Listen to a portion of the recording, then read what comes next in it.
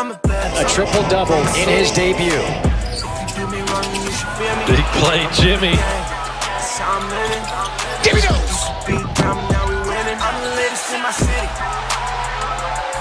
Will it count? Run, buddy, run! Oh, Jayson Tatum puts Boston on top.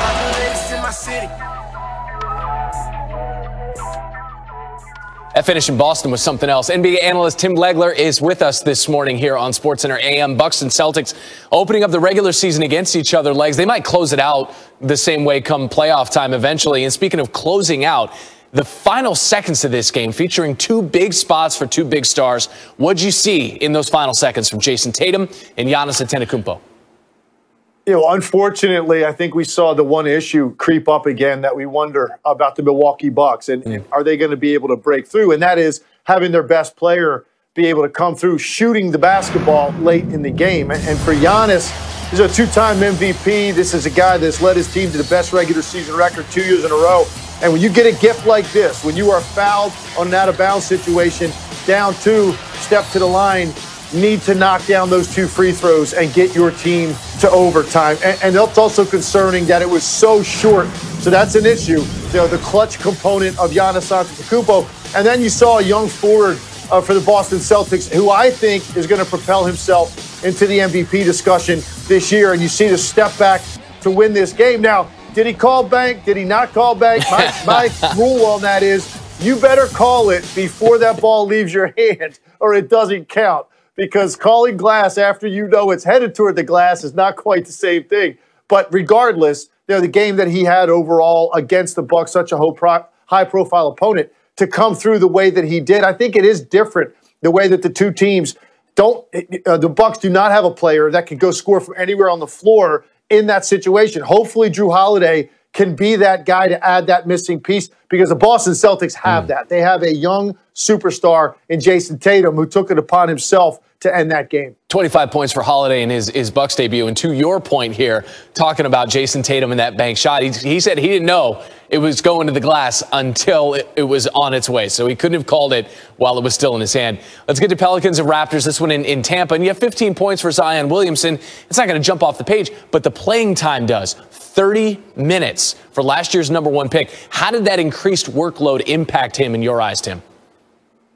Yeah, and you got to feel for Alvin Gentry a little bit, right? He never really had this opportunity to just go let Zion play. Normal starters minutes, that's what they're going to do. That's the plan with Zion. And I thought overall he was very effective. He got hit with a lot of double teams, and that's why his shot attempts were down. He didn't really have a huge offensive night. But I thought overall the Pelicans' defense was the story, and I saw extra effort plays out of Zion on that end of the floor as well. This is a really impressive win to not only beat the Raptors, a team that has guys from that championship team on it, so there's still the pedigree, but this is also holding a team to 99 points. And look, in today's NBA, I don't care who your opponent is, very difficult to keep a team under 100, but here are the Pelicans on opening night holding a team to 99 when they were one of the worst defensive teams in the league a year ago. That is a great sign for Stan Van Gundy and the New Orleans Pelicans going forward. Overall, even though Zion had a quiet offensive night. Quiet offensive night for a guy who's not quiet offensively. Only Allen Iverson has scored more points through a player's first 25 career games than Zion Williamson. Tim Legler with the insight for us on 15 points in the fourth quarter of Wednesday night's season opener against the Celtics. At the TD Garden, the NBA's two-time reigning MVP after the game was thinking about the missed free throw, though, that would have tied the game with the Celtics. He missed it. But the overarching question here now is more about Giannis and the future and the Bucks this season. How much pressure now that he has signed that big deal and he's staying in Milwaukee is on the Greek Freak? Yeah, I mean, the pressure has shifted very clearly here. Pressure was on the Bucks last season to deliver a product that made Giannis feel good enough about staying. Well, you saw what they did in the regular season. They had the best record in the East, I mean, maybe in the NBA. And they put themselves in great position going into the postseason. The world shut down on March 12th for the NBA, March 11th. And then you got into the bubble, and it was a different story for the Bucks. And then the questions kind of came out. Well, then they went in the offseason and did enough clearly to lock in Giannis for the most lucrative contract in NBA history. And when they did that, the Bucks said, we did our part. It's up to you now, Giannis. It's the first game of the season. He had 35 points, 13 boards. Played a great game. Didn't look like it in the start, but how he turned it on in the fourth quarter lets you know that this is the guy. But this is what's going to happen. When you miss a free throw like that to tie the game and extend it, and you don't make that shot, it's just the first chip at, okay, is he going to earn this contract? It's not a big conversation now. I mean, let's be very clear. This is why I looked at last night, and I was never going to let it snowball because it's one game. But he gave you 35 points. He defended Jayson Tatum very well on a fluke make, bank shot from deep beyond the arc with an angle that's hard to bank a three. Clearly, Tatum didn't mean to do it. It was good defense from Giannis. He makes the shot. Unfortunately, that luck goes the other way. You got 0.4 seconds left. And to me, this is what shows Giannis' ability. Game should have been over. Giannis was going to be the inbounder. They flipped it. Coach Budenholzer said, let's have Drew Holiday throw it in. By the way, Drew Holiday looked very good in his first game for the Bucks. Throws it up, and the greatness of Giannis is that he draws a foul, which wasn't really one from Tristan Thompson, to even get in position to tie the game. That's what Giannis can do, create something out of nothing. He's not very good as a clutch guy from the free throw line. 13 of 20 in clutch situations last year from the free throw line. When I think about Giannis go win me a game, it ain't going to be from the free throw line.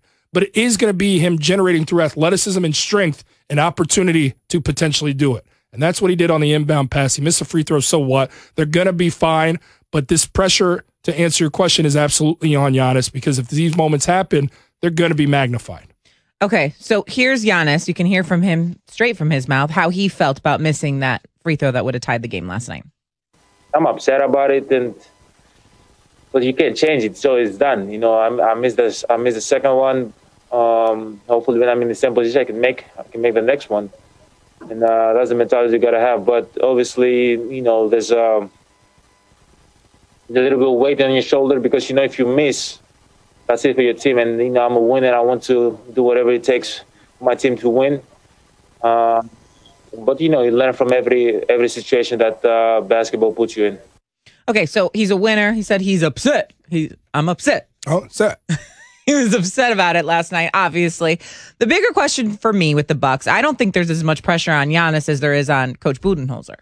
Like last year in the bubble, I think I said it to you every game. I'm like, why doesn't Giannis play more minutes? He doesn't play nearly as many minutes as some of these superstars do, as many as LeBron does. And you can go on down the line with every superstar that played in that bubble. Giannis played the least amount of minutes. And that falls directly on the coaching staff. And so for me, you've already locked up your superstar at this point. Now it's up to you to play him in clutch situations, even if he's quote unquote tired. Like, I don't want to hear that late in season anymore. That's not Giannis requesting that. That's what I'm saying. Yeah, that's why I think the pressure is not solely on Giannis. It's more on the coaching staff. It's more on Budenholzer this year. Budenholzer's gifted a very good team with arguably the greatest player in the NBA, given his age and what part of his career he is in. It's an argument to be made. I'd still take KD and LeBron over him, but yet still. You'd still take KD and LeBron over Giannis. Yeah, absolutely. Okay, yeah. And Giannis is a guy that's come out and saying, even in post-game from yesterday, you're going to I expect to see me play more minutes. I've had these conversations with Coach Budenholzer, and I fully expect to be logging more minutes. It's something he wants. It's something he'll be granted. But I hope. It's a non-story from last night. It's an unfortunate bounce of a Jayson Tatum three that was well defended, a missed free throw that he shorted on the second of two. He's your guy, and they made the right choice. And nobody in Milwaukee is going to be questioning this decision to pay him $228 million. Okay, let's move now to the Celtics. So the Celtics win the game last night against the Milwaukee Bucks, as we've mentioned now, I think 5 times. And Jayson Tatum is the one that had the game-winning three. And so you have been saying for a long time, Jay, to me, that Jayson Tatum now needs to solidify himself as a superstar.